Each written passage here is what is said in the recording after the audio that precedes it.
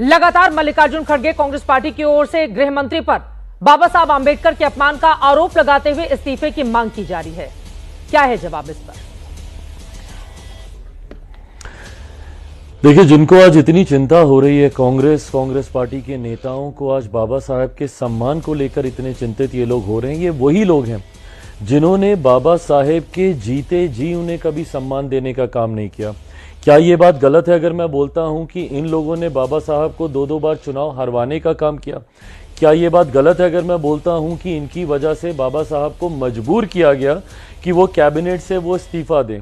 क्या ये बात गलत है अगर मैं बोलता हूं कि एक लंबे समय तक 89 तक कांग्रेस की ही सरकार थी और जिस संसद में इनके कांग्रेस के नेताओं के, जिसमें से एक ही परिवार के 3-3 सदस्यों की तस्वीर भारत की संसद के सेंट्रल हॉल में लगी हुई थी, उसमें संविधान के निर्माता की एक भी तस्वीर नहीं थी।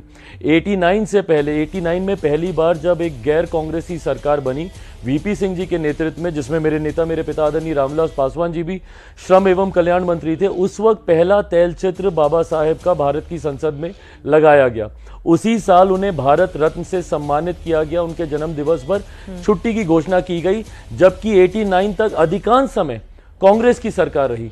तो अगर इनको इतनी ही चिंता थी बाबा साहेब के सम्मान को लेकर, क्यों नहीं इन्होंने बाबा साहेब को उस वक्त सम्मान देने का काम किया?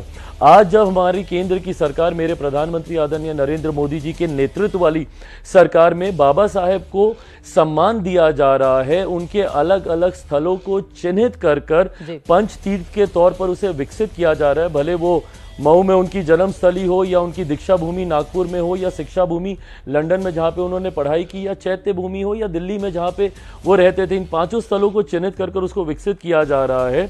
तो आज इस प्रतिस्पर्धा में कांग्रेस बाबा साहेब का नाम ले रही है। नहीं तो मुझे बताइए ना, इससे पहले कितनी बार इन्होंने बाबा साहेब का नाम लेना चाहा या कितनी बार इन्होंने बाबा साहेब के सम्मान में कुछ करना चाहा?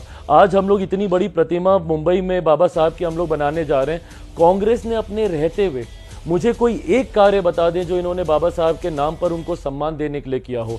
आज ये लोग सिर्फ प्रतिस्पर्धा में, सिर्फ दिखावा करने के लिए ये लोग इस तरीके का भ्रम फैलाने का कार्य कर रहे हैं। चिराग पासवान जी, कई आरोप आपने कांग्रेस पार्टी के ऊपर लगाए हैं, लेकिन सवाल यह है, हाल ही में लोकसभा के चुनाव जब संपन्न हुए तो संविधान के मुद्दे पर विपक्षी एकजुटता दिखी और इसके साथ ही साथ भारतीय जनता पार्टी और आप लोगों को, एनडीए को नुकसान हुआ। अब इसको भी गृह मंत्री ने जो कहा है, कांग्रेस पार्टी कह रही है हाँ वो हमारे लिए भगवान है, और इस तरह के बयान नहीं दिए जा सकते हैं सदन में। नहीं, बिल्कुल है भगवान भाई, हम लोग बाबा साहब को मानने वाले लोग हैं। और आप जाकर देखिए, जितने भी अंबेडकर राइट्स हैं उनके घरों को जाके देखिए, वहां पे बाबा साहब को पूजते हैं। हम लोग भी बाबा साहब को उतना ही पूजनीय हम लोग मानते हैं। पर इस तरीके से बाबा साहेब को लेकर विपक्ष जिस तरीके की राजनीति कर रहा है, ये स्पष्ट दिखाता है चित्रा जी, एक फॉल्स नैरेटिव सेट करने का प्रयास किया जा रहा है। आप सिर्फ एक 20 सेकंड का वो क्लिप ये लोग बार बार बोल रहे हैं, जरूरत उस 20 सेकंड की नहीं, जरूरत पूरे उस 2 मिनट 3 मिनट की है। कल राज्यसभा में मैं खुद मौजूद था जब संविधान पे हुई चर्चा का जवाब जब केंद्रीय गृह मंत्री आदरणीय अमित शाह जी दे रहे थे, उस वक्त मैं उस सदन में मैं खुद मौजूद था, मैं खुद वहां पर था। इन्होंने जितनी बातें कही और उन तमाम बातों को आज प्रधानमंत्री जी ने भी अपने ट्वीट में उन्होंने भी जनता के समक्ष रखा है। दिक्कत यह है कि हमारी सरकार, गृह मंत्री जी, प्रधानमंत्री जी इनको आईना दिखा रहे हैं और उस बात की घबराहट है और उसी से घबरा कर ये लोग फॉल्स नैरेटिव सेट करना चाहते हैं। लोकसभा में क्या फॉल्स नैरेटिव था कि संविधान खत्म हो जाएगा, आरक्षण छीन लिया जाएगा।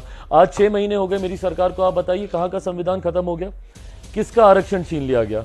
तो उस वक्त भी इन्होंने झूठ बोलने का काम किया था, आज भी सिर्फ एक फॉल्स नैरेटिव सेट करके लोगों के बीच में भ्रम फैलाने का प्रयास कर रहे हैं। कल भी ये नाकामयाब हुए थे, आज भी ये कामयाब नहीं होने वाले।